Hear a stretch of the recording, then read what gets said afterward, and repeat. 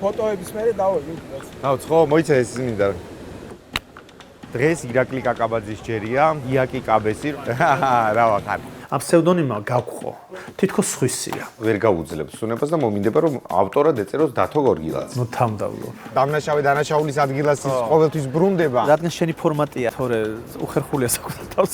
არა, აწი გვიანია, რახან დავტავდი და გვიანებულია. ფაქტია, აქ დაიბადა ლიდერი. მე ვარ ძალიან ცუდი პროგნოზისტი. მე ცუდი ამომრჩეველი ვარ. პარტიულ რაღაცა ავტორიტარიზმზე და დიქტატურაზე გადავდივარ. ისეთი აღარ ხარ, როგორიც იყავი წამოსვლამდე. რომ მოვყვე, ვიღაცას აეტირება კიდევ. არ მეგონა თუ შევძლებდი. და შეგიძლია რომ აი მოკლედ თქვა. ამბავი არის რომ მე ვარ ომგამოვლილი ბავშვი. ვარ ებრაელი რაბინი. ერთი ადამიანის ტყავში არ გაჩერების ამბავიც არის. გახსოვს, არ გვითქვამს, ვერავის და ვერ ვყვები, რა მაქვს ნანახი და რა მაქვს გამოვლილი. არასდროს არ მქონია ძალა მესაუბრა ამას. ვისთან ერთად გამოხვედი აფხაზეთიდან? რეისები არ იყო, დაჭრილები გადაყავდა. პაპაჩემ გამომიყვანა და დაბრუნდა. დაბრუნდა? დაბრუნდა ბებიის გამოსაყვანდა და ვეღარ შეძლო. იგრო იყო ძალიან დიდი გზის დასაწყისი. ცნობიერებდი თუ არა? აი ესე ძალიან საინტერესო ამბავია რა. როგორ? აი როგორ? მე მგონი ლიტერატურასაც აქვს გარკვეული ცოდვა მაგ მიმართულებით. როცა ჩემს ასეხებ ვეღარ გპატიობ, მეგობარი ხარ თუ გენიოსი ხარ თუ რა ვიცი რაც არ უნდა შექმნა.